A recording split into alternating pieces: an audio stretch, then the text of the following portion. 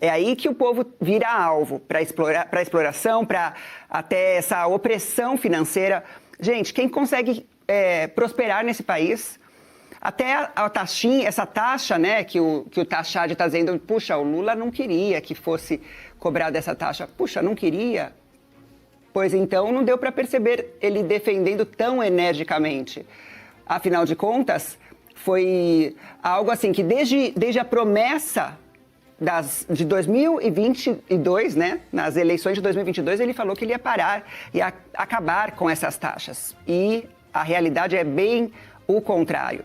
Então é importante que a gente possa perceber o que é a diferença do discurso e da prática. É muito evidente e não tem como não enxergar, só se você não quiser mesmo, só se você estiver ali com aquela trave nos olhos, e aí é um problema até espiritual. Essa é a verdade.